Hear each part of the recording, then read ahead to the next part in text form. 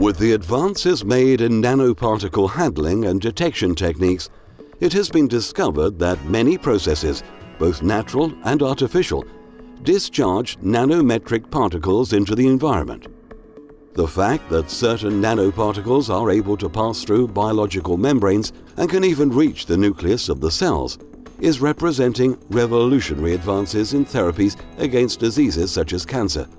But at the same time, it poses questions in terms of the possibility of the environmental nanoparticles being able to cause harm in the organism. To attend to these needs, two branches of nanoscience called Nanosafety and Nanotoxicology come to our aid. Nanosafety deals with determining the number and type of particles that are in the environment due to the different natural and artificial processes that occur to them. The detection tools supplied by nanoscience help us determine the potential risk. On its part, nanotechnology is responsible for studying the harmful effects that the different nanoparticles may have on health. It must be taken into account that, in nanoparticles, the toxicity of a compound not only depends on its chemical nature, but also on the size of the particles. This means that the same substance, but with a different particle size, may behave in different ways. Whilst advances are being made in toxicology research at the Institute of Nanoscience of Aragon, the team, led by Francisco Balas, is working in the area of nanosafety to discover more about the nanoparticles in order to design methods that will protect people and the environment from those that may have harmful effects. Concretamente, nuestra línea de investigación se centra en analizar la composición y concentración de nanopartículas en diferentes entornos, así como su comportamiento de dispersión en el aire y en el agua.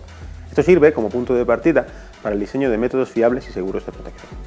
The majority of these nanoparticles have always been in contact with the human being, who in each breath inhales between 30 and 40 million of them, mainly of silica and titanium oxide produced in natural processes, as well as carbon nanoparticles that originate in combustion processes.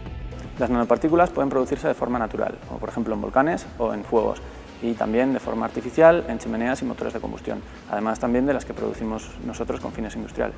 Lo que ocurre con la mayoría de las nanopartículas de origen artificial es que también se encuentran en el medio ambiente de forma natural, lo que hace que sea a veces muy difícil diferenciar cuáles son de origen antropogénico de las que no lo son. To measure and identify them, they mark the artificially produced nanoparticles so that they can be identified later when they mix with other similar ones that were already in the environment. Once marked, the detection techniques enable them to be identified, just like a few grains painted in a different color in a pack of rice would be distinguished. En el laboratorio, el proceso se consigue incorporando a la partícula una sustancia química que no modifica sus propiedades, pero que permite detectarla. Por ejemplo, esta sustancia puede ser fluorescente, con lo que emitirá luz que podrá ser detectada, o bien incorporando a la partícula un elemento químico diferente, cuya presencia en el medio sea infrecuente a la vez que inocuo, lo que la identificará utilizando la técnica apropiada. Para realizar este trabajo hemos diseñado y construido esta cámara de 17 metros cúbicos en la que se puede trabajar de forma segura. Este sistema permite además la eliminación adecuada de los residuos generados durante el proceso. Despite the fact that the concentration of these particles in the environment is low, the most exposed places, such as industries, research laboratories, or areas submitted to high natural nanoparticle generation processes, must be subject to special surveillance. To this end, the aim of this work is to help people exposed either directly or indirectly to protect themselves adequately and for the health and safety practices to be the appropriate ones.